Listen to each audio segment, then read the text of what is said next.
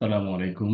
আজকে আমরা সুনির্দিষ্ট প্রতিকার আইনের লিখিত পরীক্ষার 3 নাম্বার ক্লাস, এই তৃতীয় ক্লাসে আমরা যে বিষয়টা নিয়ে আলোচনা করব সেটা আমরা আইন পাঠের 24 থেকে আইন পাঠ লিখিত বইয়ের 24 নম্বর কোশ্চেন থেকে আমরা সামনের দিকে যতদূর পারি ইনশাল্লাহ আজকে আমরা শেষ করার চেষ্টা করব। হয়তো বাকি যেটা থাকে এটা আমরা আগামী ক্লাসে শেষ করব ইনশাল্লাহ।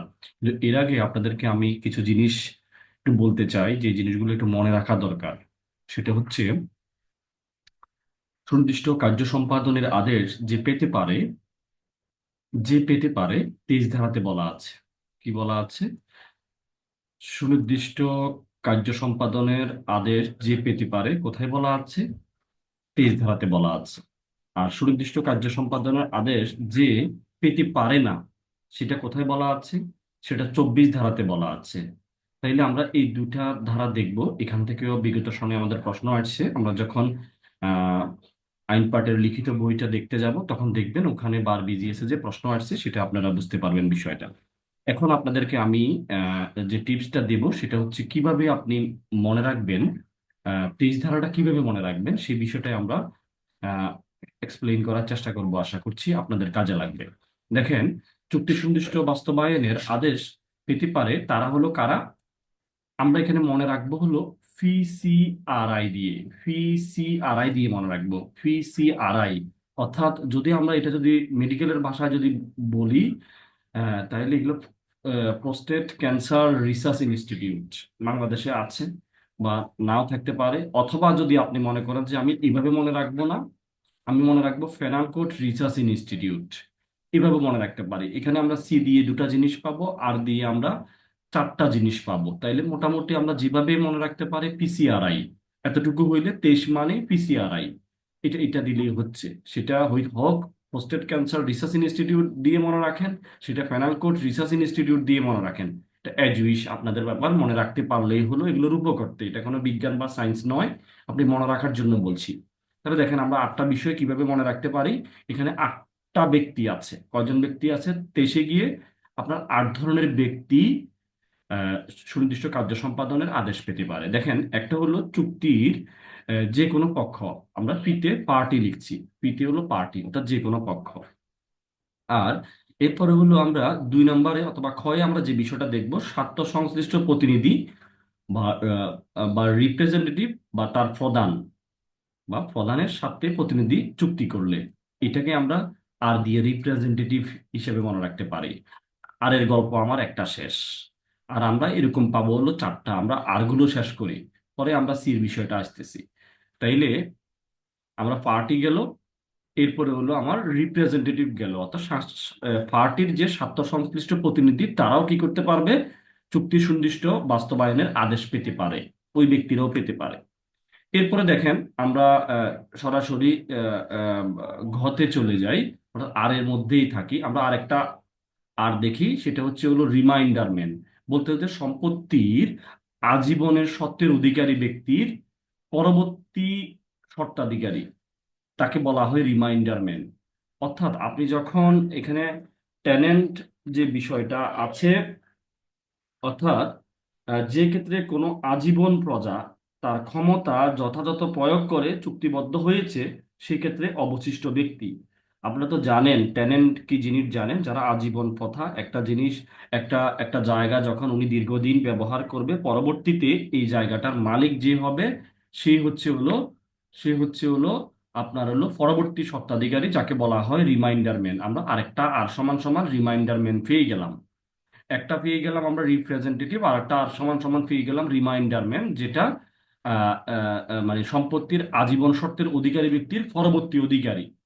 এরপরে দেখেন আমরা আরেকটা আর কি মনে রাখবো আমরা, রিভার্সনার ইন পজেশন। রিভার্সনার ইন পজেশন কি জিনিস? রিভার্সনার ইন পজেশন হচ্ছে হলো চুক্তি অনুযায়ী অধিকার পাওয়ার উপযোগী উত্তরাধিকারীগণ। চুক্তি অনুযায়ী অধিকার পাওয়ার উপযোগী উত্তরাধিকারীগণ, অর্থাৎ রিভার্সনার ইন পজেশন বলতে বুঝাইতেছে, এটা বিশেষ করে এটা বিশেষ করে আপনার রিভার্সনাল ইন পজেশনটা বিশেষ করে হিন্দু লতে হয়। অনেক সময় দেখা যায় যে আপনার আহ, আহ, আহ, দেখা যাচ্ছে যে হিন্দু কোনো মহিলা কোনো সম্পত্তি ব্যবহার করছে, পরবর্তীতে উনি মারা গেলে ওনার পরবর্তী কেউ না পেয়ে রিভার্সনার যারা পাবে তার পূর্ববর্তী লোকজন এই সম্পত্তিটি পাবে। এটাই হচ্ছে হলো রিভার্সনার ইন প্রজেশন। আশা করি বিষয়টা বুঝতে পেরেছেন। এরপরে আমরা আরেকটা আর দেখি, রিভার্সনার রিভার্সনার ইন রিমাইন্ডারমেন্ট, এই বিষয়টা দেখি। এটা হলো, আমরা রিভার্সনার কি বলছিলাম, রিভার্সনার ইন পজেশন যেটা বলছিলাম, অর্থাৎ এটা হলো উল্টা।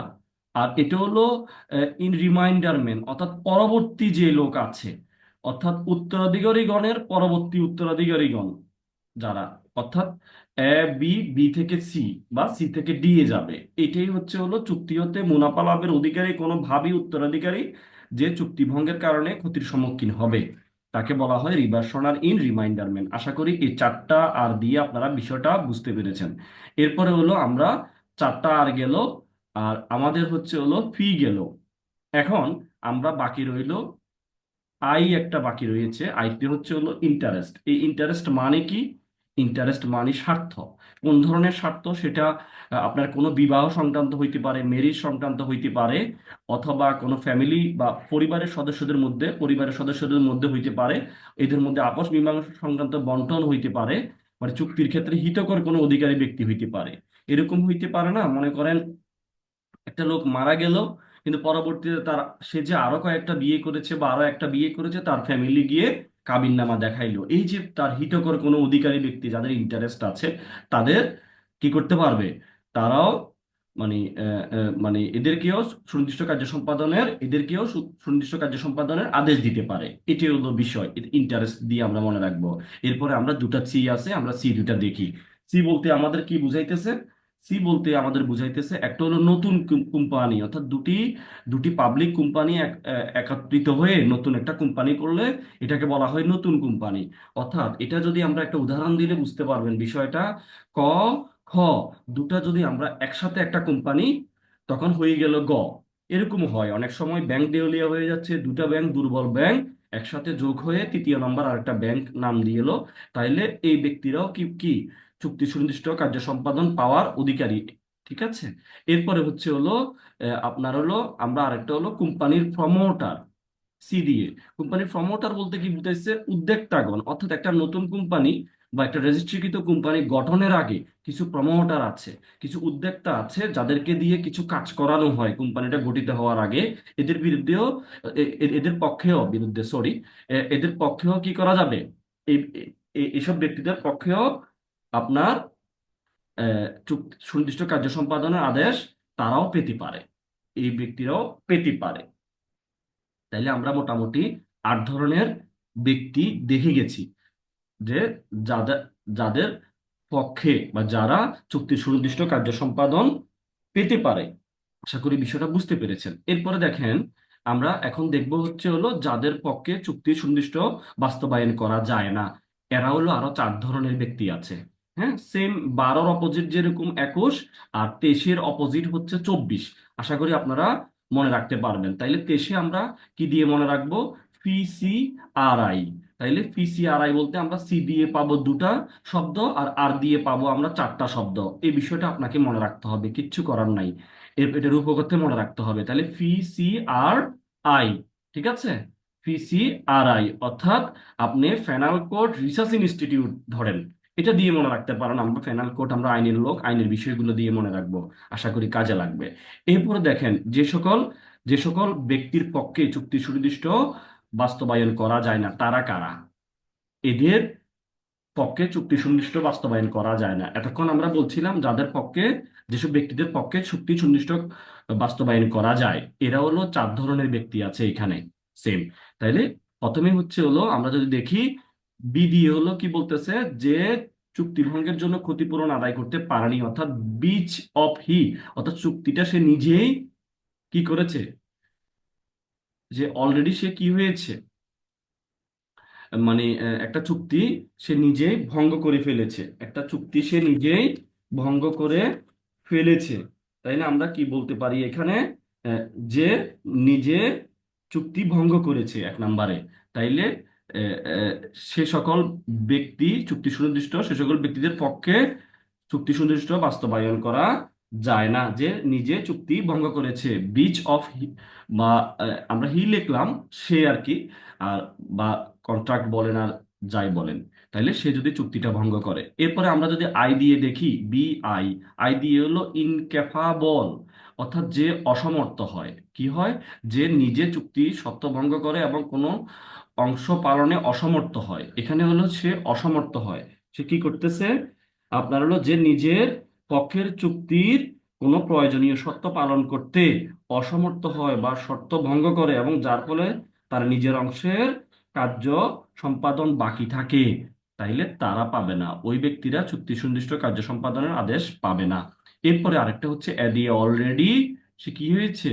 অলরেডি রিমেডি পেয়ে গেছে, সে নিজের প্রতিকার বেছে নিয়েছে, সে ইতিমধ্যে চুক্তি ভঙ্গের জন্য ক্ষতিপূরণ পেয়েছেন, তাইলে তারা পাবে না, তারা ওই সকল ব্যক্তির পক্ষে চুক্তি সুনির্দিষ্ট বাস্তবায়ন করা যায় না। এরপরে হলো আমরা লাস্ট চার চার নাম্বারে, যে আগে জানতো, এখানে সে আগে জানতো যে চুক্তির বিষয়বস্তু একটি বন্দোবস্তের অধীনে আছে, অর্থাৎ তার আগে থেকে কি আছে? প্রিভিয়াস নলেজ আছে, সে জানতো যে, কি জানতো? সে চুক্তির পূর্বে অবগত ছিল যে এর বিষয়বস্তু যদিও কোনো মূল্যবান পণ্যের ভিত্তিতে নয়, বরং সম্পর্কের বন্দোবস্ত করা হয়েছে, তখন তা কার্যকর ছিল। তাইলে আমরা মোটামুটি বুঝে গেছি যে যে কারা কারা কাদের পক্ষে চুক্তি সুনির্দিষ্ট কার্য সম্পাদন করার আদেশ দেওয়া যায় না। ঠিক আছে।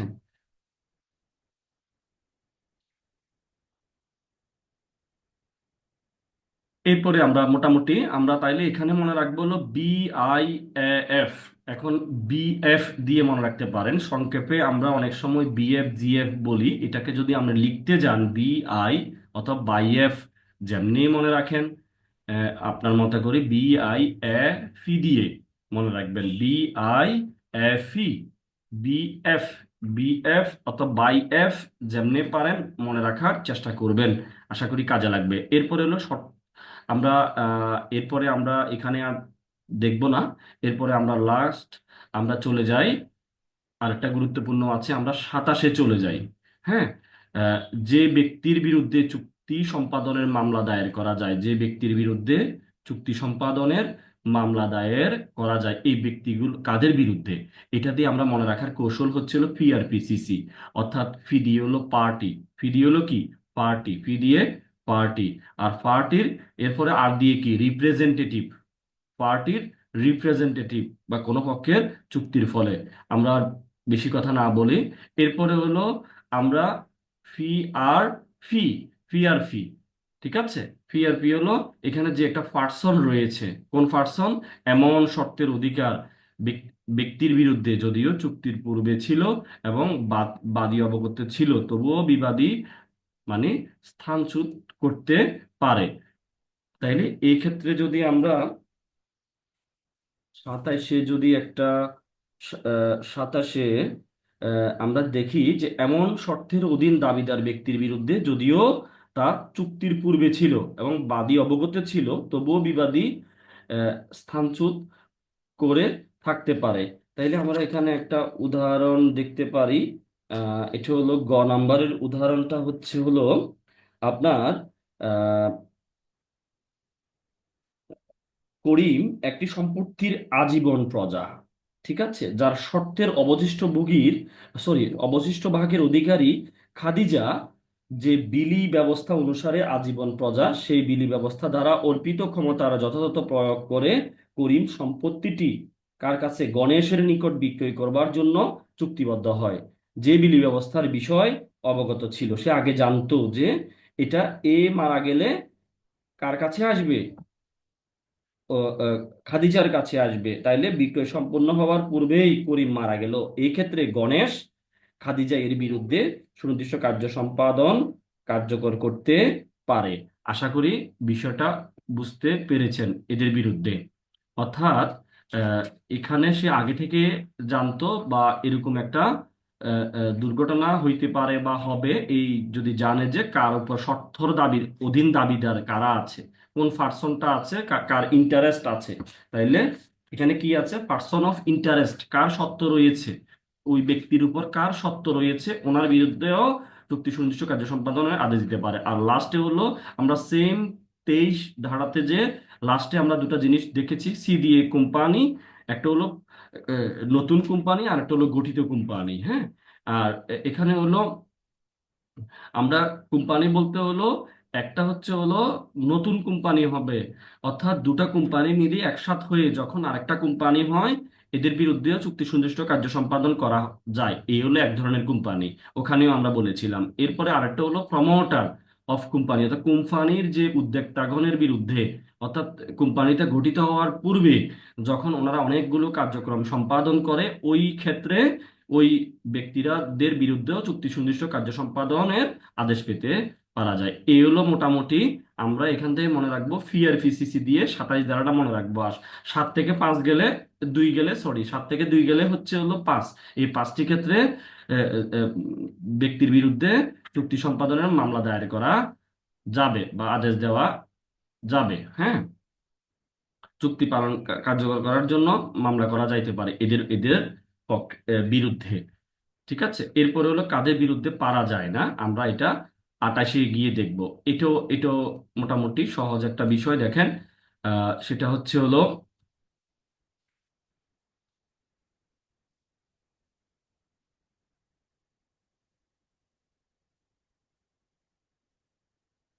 28 ধারায় নিম্নোক্ত ক্ষেত্রে চুক্তি চুক্তির সুনির্দিষ্ট কার্য সম্পাদন চুক্তিবদ্ধ পক্ষের বিরুদ্ধে কার্যকর করা যাইবে না। এরা কারা, কাদের বিরুদ্ধে পারা যাবে না?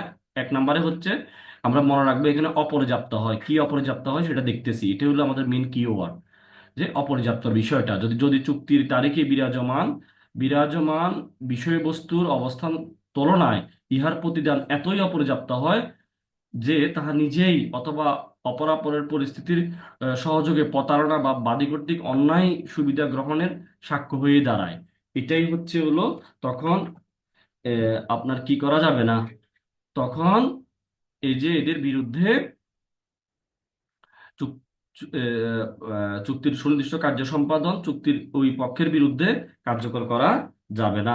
আরেকটা হচ্ছে হলো অসাদার অসাদাচরণ যদি হয়, অসাদাচরণ যদি হয় তাহলেও পারা যাবে না। লাস্টে এসে অপ্রত্যাশিত ভাবেও যদি নেওয়া হয়, ভুলের বর্ণনায় যদি কোনো বিষয় আপনার কনসেন্ট করা হয়, সেই ক্ষেত্রেও করা যাবে না। তাইলে আমরা এখানে যে বিষয়টা দেখেছি সেটা হচ্ছে হলো,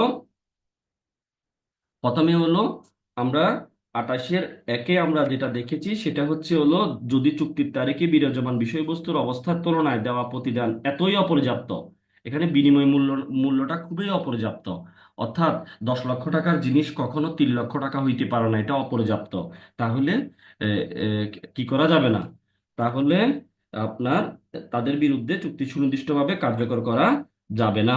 আরেকটা হচ্ছে হলো কি, মিস মিস রিপ্রেজেন্টেশন, অর্থাৎ কোনো কি করা হয়েছে, এখানে কোনো ভুল বিবরণ দেওয়া হয়েছে, গোপনীয়তা বা অসদাচরণের বিষয়টা হয়েছে, তাহলে সেটাও কার্যকর করা যাবে না। লাস্টে এসে কোনো ভুল বা মিথ্যা ঘটনা এসব বিষয়গুলো বর্ণনা করে যদি কি হয়, যদি কোনো ভুল তথ্য দ্বারা প্রভাবিত হয়ে ভ্রান্ত ধারণার বশবর্তী হয়ে তাইলে অপ্রত্যাশিতভাবে কোনো সম্মতি প্রদান করা হয়ে থাকে, তাহলেও তাদের বিরুদ্ধে চুক্তি সুনির্দিষ্টভাবে কার্যকর করা যায় না। আশা করি বিষয়টা বুঝতে পেরেছেন। তবে এখানে একটা শর্ত আছে, শর্ত হচ্ছে হলো যখন চুক্তিতে ভুলের ক্ষেত্রে ক্ষতিপূরণের বিধান থাকে তখন তেমন বিধানের আওতার মধ্যে ভুলের জন্য ক্ষতিপূরণ করা যেতে পারে, অন্যান্য ক্ষেত্রে কার্যকরণ সঠিক হলে চুক্তিটি সুনির্দিষ্টভাবে কার্যকর করা যেতে পারে। তাইলে আমরা মোটামুটি এই 3টা ক্ষেত্রে কি হবে, এক হলো আমরা মনে রাখবো অপর্যাপ্ত, আর একটা হলো অসদাচরণ, আর একটা হলো অপ্রত্যাশিতভাবে বা ভুলের বিবরণ, এই বিষয়টা দিয়ে আমরা মনে রাখবো কি করা যায় না, যাদের বিরুদ্ধে চুক্তি সুনির্দিষ্টভাবে কার্যকর করা যায় না। আমরা এই মূল মোটামুটি এই 4টা জিনিস মনে রাখতে পারলেই আমরা এখন বিষয়টা সহজ হয়ে যাবে। মনে রাখাটাই হলো কথা, এখানে দিয়ে মনে রাখবেন, 3টা, কিউব, তাইলে হয়ে গেল। আর ফিসিয়ার আমার হচ্ছে হলো 27-এ কি হচ্ছে, 27-এ হলো 27-এ হলো আমি মনে রাখবো ফি, ফি আর ফি, ফি আর ফি সিসি। 28-এ হলো অ তিনটা। এরপরে হলো 23-এ আমি মনে রাখবো হলো কি মনে রাখবো, ফি সি আর আই, এবং লাস্টে আমরা মনে রাখবো বি আই এ ফি। এটা দিয়ে মনে রাখার চেষ্টা করব। আশা করি বিষয়টা আপনাদের অনেকটাই সহজ হয়েছে।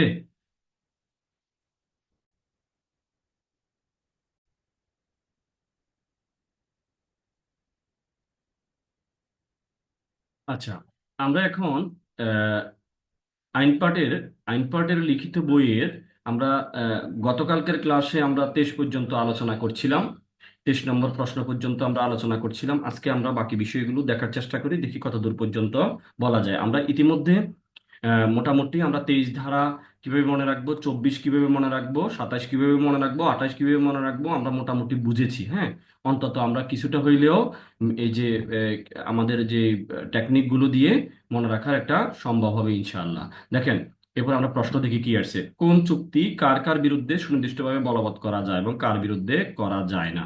আমরা একটু আগে পড়ে ফেলেছি কাদের বিরুদ্ধে করা যায়। এই যে আমরা একটু আগে পড়লাম না যে যার বিরুদ্ধে চুক্তি সুনির্দিষ্টভাবে বলবৎ করা যায় সেটা হলো 27 ধারায়, এবং যার বিরুদ্ধে চুক্তি সুনির্দিষ্টভাবে বলবৎ করা যায় না সেটা হলো 28 ধারায়। তাইলে এখানে হলো 5টি আহ, আহ, ব্যক্তি, আর হলো এখানে হলো আপনার হলো মোটামুটি 3টি ব্যক্তির ক্ষেত্রে চুক্তি সুনির্দিষ্টভাবে কার্যকর করা, বিরুদ্ধে চুক্তি সুনির্দিষ্টভাবে কার্যকর করা যায় না।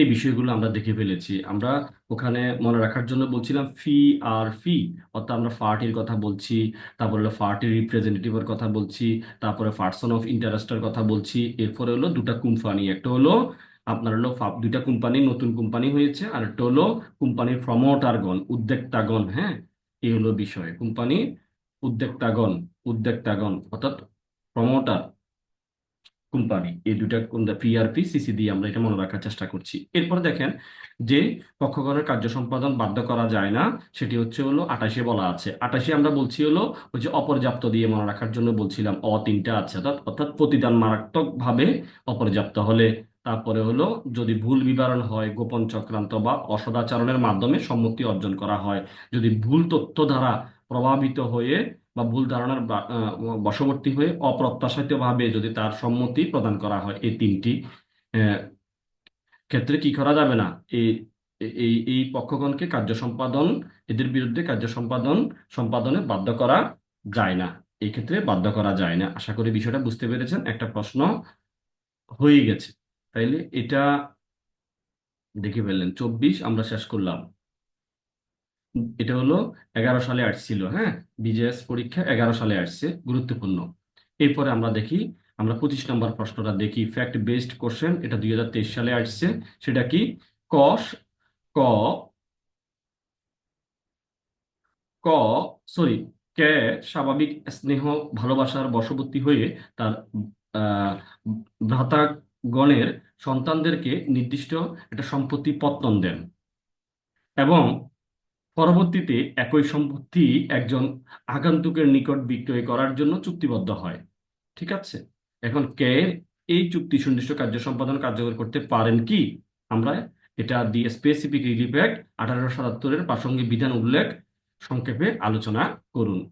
ঠিক আছে, এটা হলো বিজেএস পরীক্ষা 2023-এ আসছে। দেখেন, কে কর্তৃক চুক্তি সুনির্দিষ্ট কার্য সম্পাদন, কে এই চুক্তির সুনির্দিষ্ট কার্য সম্পাদন কার্যকর করতে পারবে না?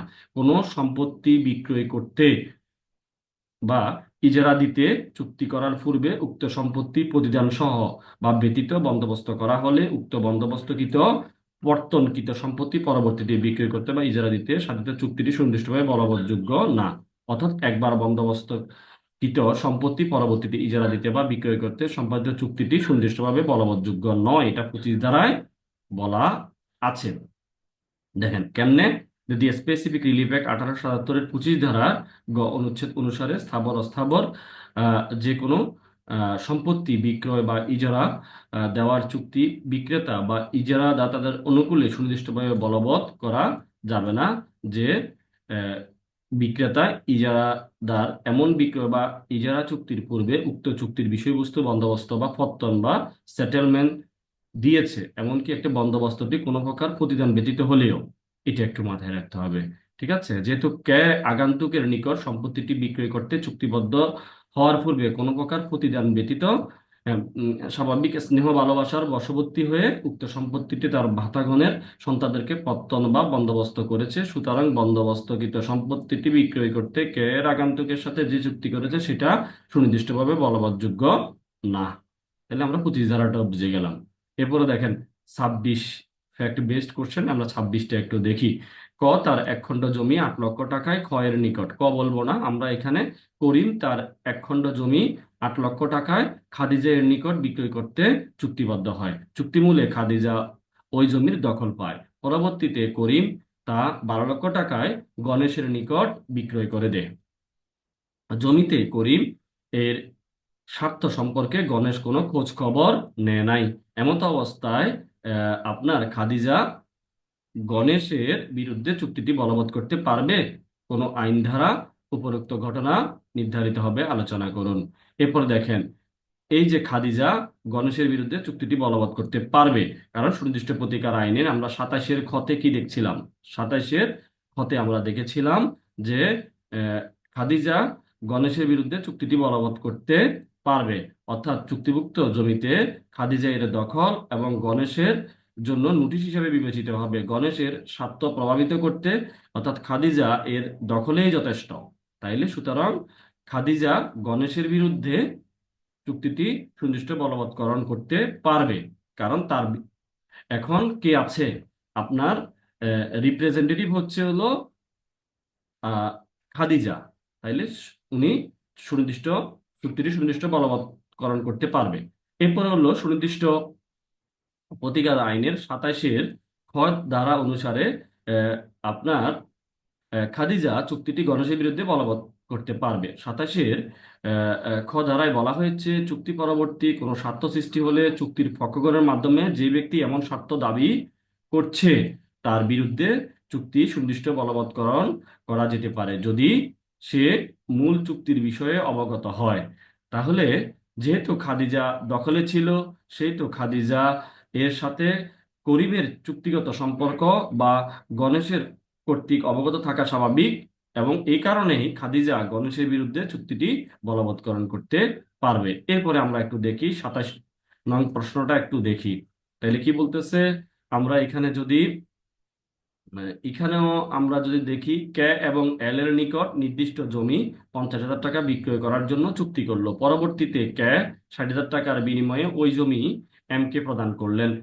উনি 50,000 টাকা এক জায়গায় চুক্তি করে পরে উনি 60,000 টাকা ওই জমিটা বিনিময়ে কি করলেন, বিনিময়ে ওই জমিকে প্রদান করলেন। পরবর্তীতে এম চুক্তি সম্পর্কে অবগত ছিলেন, এম জানতো, এবং এম এর বিরুদ্ধে সুনির্দিষ্ট কার্য সম্পাদন পারেন কি, এই হলো বিষয়। দেখেন, এম এর বিরুদ্ধে সুনির্দিষ্ট কার্য সম্পাদন, এম এর বিরুদ্ধে সুনির্দিষ্ট কার্য সম্পাদন করতে পারে দি স্পেসিফিক রিলিফ অ্যাক্ট 1877-এর 27 ধারা অনুসারে সরল বিশ্বাসে মূল্যর বিনিময়ে, আমরা কোথায় পড়ছিলাম, সরল বিশ্বাসে মূল্যর বিনিময়ে আপনার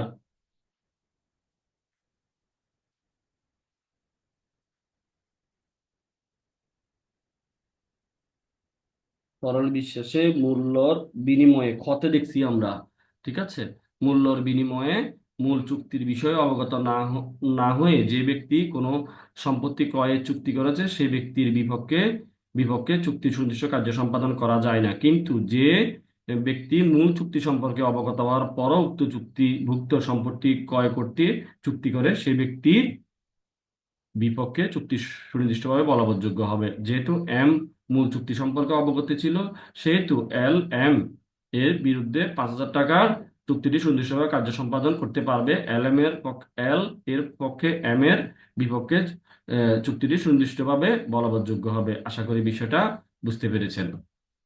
তাইলে আমরা মোটামুটি এই বিষয়গুলো দেখলাম। এরপরে আমরা চলে আসলাম চুক্তি রদ নিয়ে, চলে আসি চুক্তি রদ। কোশ্চেন হলো 28। 28 নম্বর কোশ্চেন দেখি, চুক্তি সংশোধন ও রদকরণের ক্ষেত্রসমূহ উদাহরণ সহ আলোচনা করুন। 2000 বার কাউন্সিল পরীক্ষা 2021-এ আসছে, খুবই গুরুত্বপূর্ণ।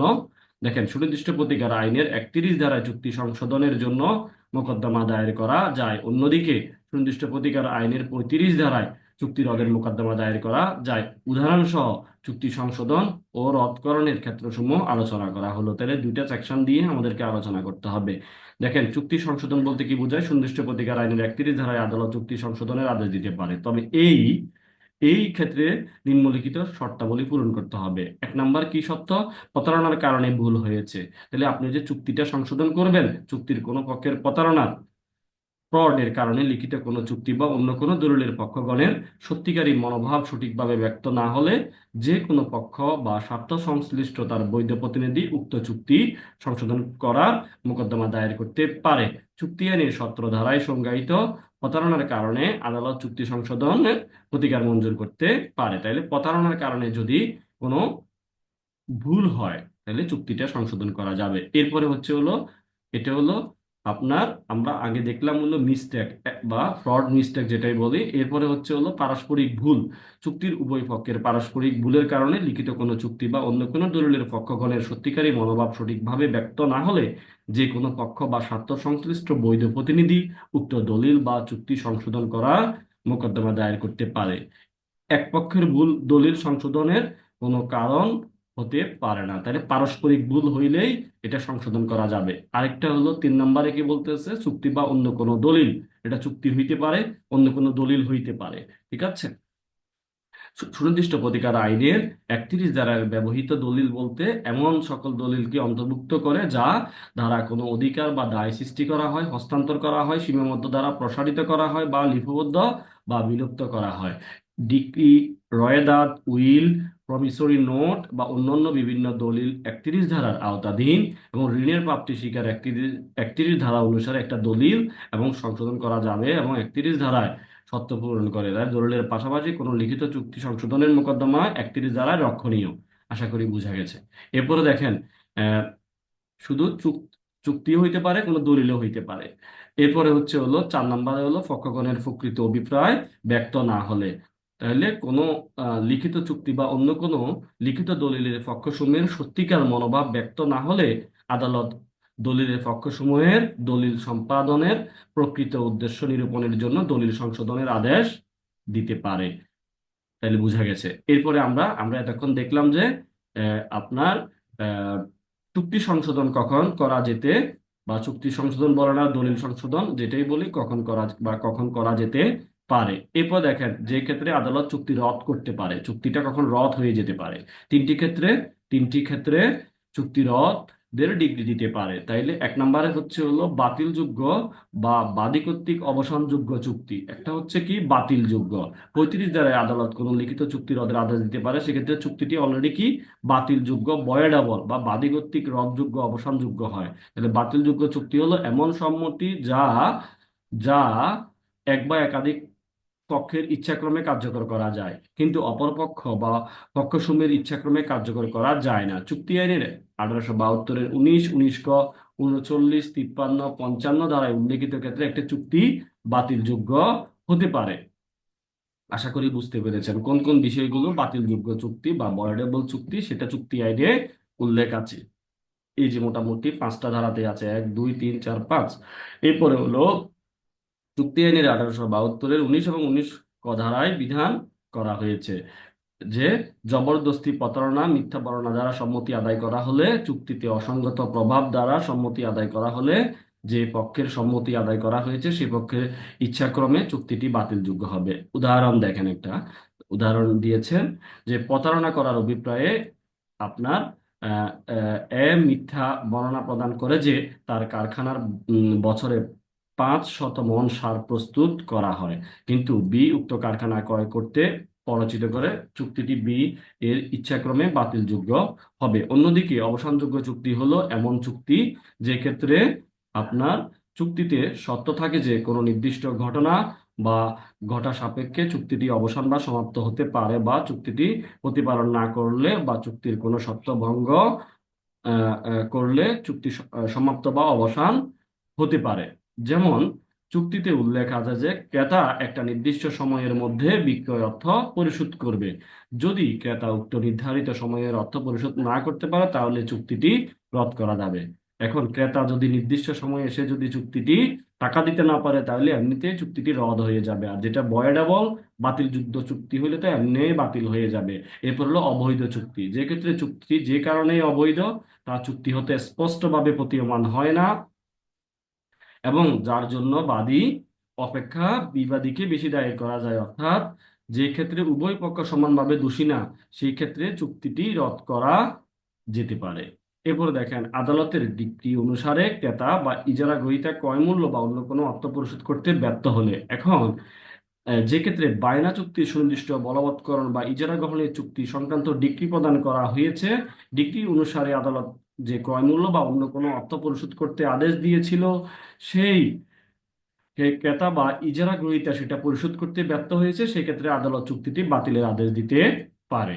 এরপর দেখেন, করিম একটি বায়না চুক্তি বলবৎকরণের মোকদ্দমায় ডিগ্রি প্রাপ্ত হয়েছে, সেখানে 3 মাসের মধ্যে চুক্তির মূল্য পরিশোধ করতে নির্দেশ দেওয়া হয়েছে, কিন্তু করিম উক্ত সময়ে উক্ত মূল্য পরিশোধ করতে ব্যর্থ হয়েছে। এই ক্ষেত্রে এমন চুক্তিটি রদ করতে বিক্রেতা বিবাদী পৈতৃকের দ্বারা মোকদ্দমা দায়ের করতে পারে। আশা করি বিষয়টা বুঝতে পেরেছেন। এরপরে আমরা দেখি 29 নং প্রশ্নটা, আমরা 29 নং প্রশ্নটা আমরা একটু দেখি। কে চুক্তি রদ করতে পারে? কে, কখন উক্ত রূপ রদ আদালত কর্তৃক সাব্যস্ত হতে পারে? এটা 2014-তে আছে বিজেএস পরীক্ষা। দেখেন, যে চুক্তি রদের মোকদ্দমা দায়ের করতে পারে, কারা পারে চুক্তি রদ? তাহলে চুক্তিতে যার স্বার্থ আছে এমন যে কোনো ব্যক্তি চুক্তি রদের মোকদ্দমা দায়ের করতে পারে। সুতরাং শুধুমাত্র চুক্তির পক্ষ ছাড়া যে কোনো ব্যক্তিতে চুক্তিতে যার স্বার্থ আছে সে চুক্তি রদের মোকদ্দমা দায়ের করতে পারে। সুতরাং চুক্তি রদের মোকদ্দমার ক্ষেত্রে বাদীকে উক্ত চুক্তির পক্ষ হওয়ার কোনো প্রয়োজন নাই।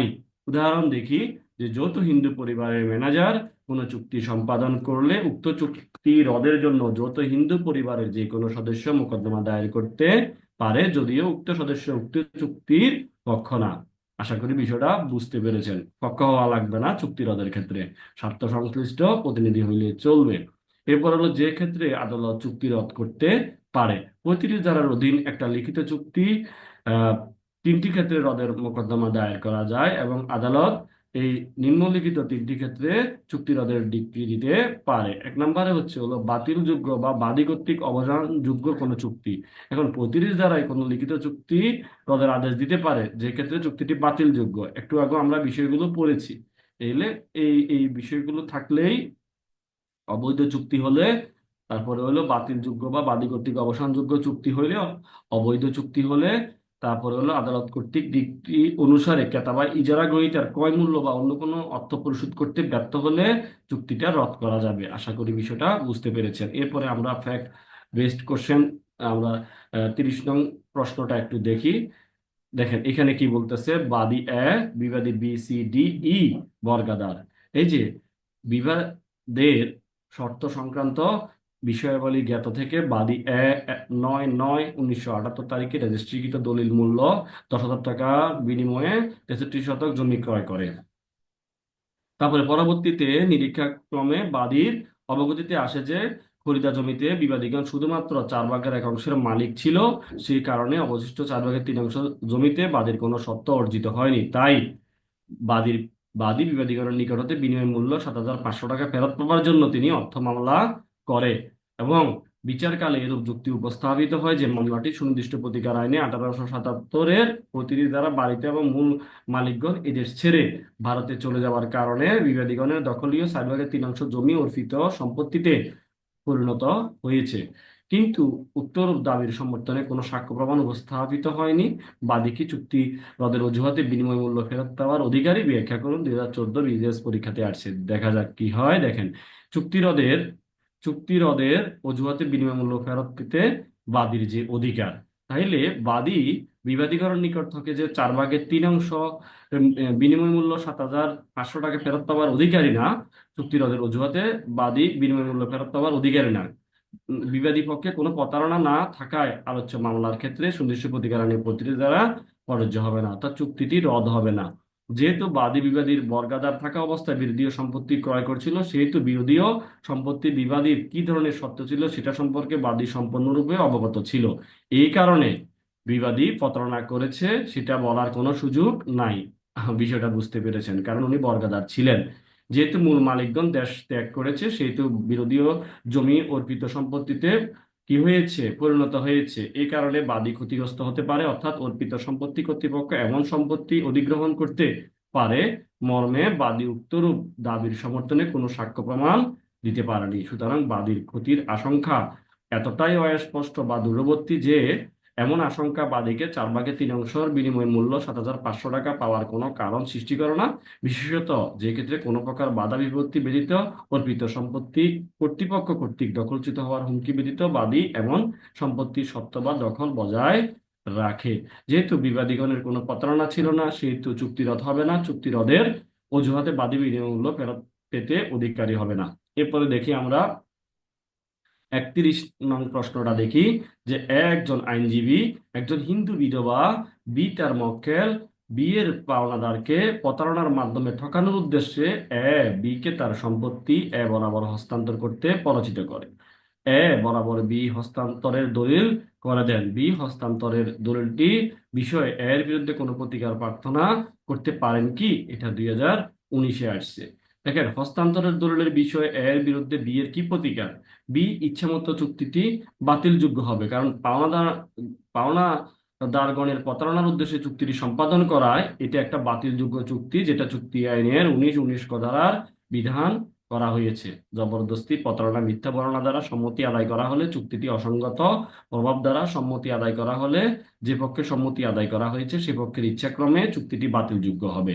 সুতরাং বি এর ইচ্ছাক্রমে চুক্তিটি বাতিলযোগ্য হবে এবং বি চুক্তিটি হস্তান্তরটি বাতিলের জন্য 35 ধারা মোকদ্দমা দায়ের করতে পারে। এরপরে আমরা দেখব দলিল সংশোধনের বিষয়টা আমরা একটু দেখি। এরপরে দেখেন 32 নং কোশ্চেনের মধ্যে কি বলা আছে, দলিল সংশোধনী সম্পর্কিত আইনের বিধানবলী আলোচনা করুন। দলিল সংশোধন, যে কখন একটা দলিল সংশোধন করা যেতে পারে এবং দলিল সংশোধনের নীতি কি। তাইলে আমরা দেখি দলিল সংশোধন অর্থটা কি। দলিল সংশোধন অর্থ হলো দলিলের পক্ষসমূহের দলিল সম্পাদনের প্রকৃত উদ্দেশ্য বা কার্যকর করতে কোনো দলিলের ভুল সংশোধন করা। এগ্রিমেন্ট অনুসারে পক্ষগণের মধ্যকার প্রকৃত অভিপ্রায়ের কার্যকারিতা দিতে কোনো চুক্তি বা অন্য কোনো দলিলের ভুল সংশোধন করা। 31 দ্বারা দলিল সংশোধন বলতে লিখিত চুক্তি সংশোধন বা অন্য অন্য লিখিত দলিল সংশোধনকে বোঝায়। তাহলে লিখিত বা আহ, চুক্তি সংশোধনের আদেশ দেওয়া আদালতের বিবেচনামূলক ক্ষমতা। তাহলে মূল্যর বিনিময়ে সরল বিশ্বাসে অধিকার অর্জন করেছে এমন কোনো ব্যক্তির ক্ষতি সাধন না করে আদালত দলিল সংশোধনের আদেশ দিতে পারে। তাইলে চুক্তি বা দলিল সংশোধনের শর্ত কি? আমরা দেখেছিলাম যে প্রতারণার কারণে ভুল দলিল বা অন্য কোনো প্রতারণার কারণে কোনো লিখিত চুক্তি বা অন্য কোনো দলিলের পক্ষগণের সত্যির মনোভাব ব্যক্ত না হলে যে কোনো পক্ষ বা স্বার্থ সংশ্লিষ্ট বৈধ প্রতিনিধি উক্ত দলিল সংশোধনের মোকদ্দমা দায়ের করতে পারে। এরপরে হলো আমরা পারস্পরিক ভুল, এটা আমরা দেখেছি। এরপর হলো চুক্তি অন্য কোনো দলিল, চুক্তি বা অন্য কোনো দলিল এটাও সংশোধন করা যেতে পারে। তাহলে সংশোধনের মূলনীতি এটা 33-এ বলা আছে যে লিখিত দলিল সংশোধন করতে দলটি কি অভিপ্রায় প্রকাশ করতে চেয়েছিল এবং আইনগত কি ফলাফল বা কি কি অভিপ্রায় ছিল সেই সেটা আদালত অনুসন্ধান করতে পারে এবং দলিল সংশোধনের আদেশ দিতে আদালত শুধুমাত্র দলিলের ভাষার অভিপ্রায় কি ছিল সেটার মধ্যে সীমাবদ্ধ থাকবে না। এরপরে দেখেন আমরা আমরা 33 একটা এডিশনাল ফ্যাক্ট বেসড কোশ্চেন আছে, এটা আপনারা একটু দেখে নিবেন। এরপরে আমরা চলে যাব ক্যান্সেলেশন ক্যান্সেলেশন অফ ইনস্ট্রুমেন্ট, অর্থাৎ দলিল বাতিল নিয়ে আমরা একটু দেখি দলিলের বাতিলের কি গল্প। আমরা দলিল বাতিল সংক্রান্ত বিষয়গুলো নিয়ে আমরা পরবর্তীতে আলোচনা করব, আজকে আর আলোচনা করব না। আমরা আগামীকালকে 34 থেকে আমরা আলোচনা করব, 34 থেকে আমরা আলোচনা করব। এরপরে আমাদের আরো কি কি প্রশ্ন আছে, দলিল বাতিল বলতে আপনি কি বুঝেন, এগুলো আমরা দেখব। তারপরে দিয়ে স্পেসিফিক রিলিভ অ্যাক্ট 1877 বিধান অনুসারে কোন কোন অবস্থায় দলিল বাতিল করা যায়, এটা আমরা দেখব। এরপরে 36 প্রশ্ন, দলিল বাতিলের কারণে মামলা বা দলিল অবৈধ ঘোষণার চেয়ে কেবল ঘোষণামূলক মামলা ও পার্থক্য বৈশিষ্ট্য কি কি, এগুলো আমরা দেখব। এরপরে 38-এ কিছু ফ্যাক্ট বেসড কোশ্চেন আছে, 39 আছে।